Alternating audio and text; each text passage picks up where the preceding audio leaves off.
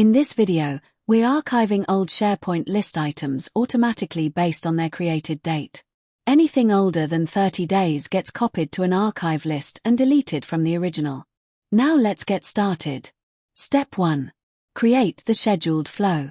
Go to Power Automate, click Create, then type of flow, choose Scheduled Cloud Flow. Give your flow a name, set it to run once a day, and click Create. This makes sure the flow checks for old items automatically every day without you doing anything manually. Step 2. Get items from the source list.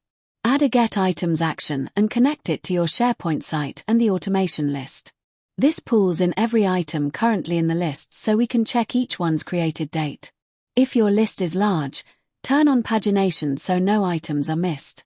Step 3. Loop through each item. Add an apply to each action and set it to loop through the value output from Get Items. This lets the flow check every single item one by one to decide if it's old enough to be archived. Step 4. Check if the item is older than 30 days. Inside the apply to each, add a condition action.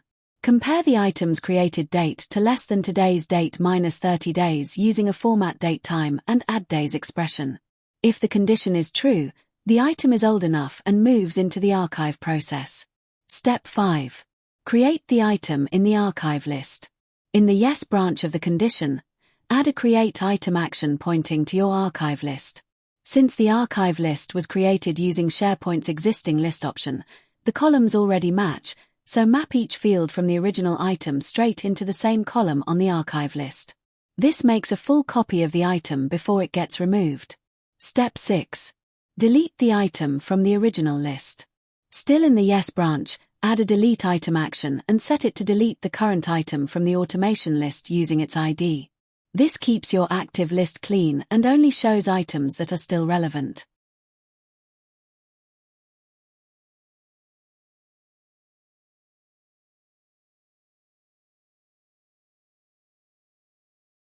Step 7. Save and test the flow. Save the flow and run a manual test. You'll likely see a warning icon on the Get Items action, but you can ignore it.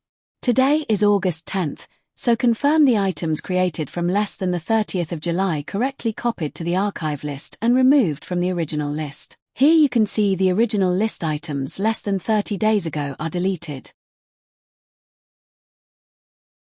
Here you can see the archive list will be filled with the items from the original list. And that's it.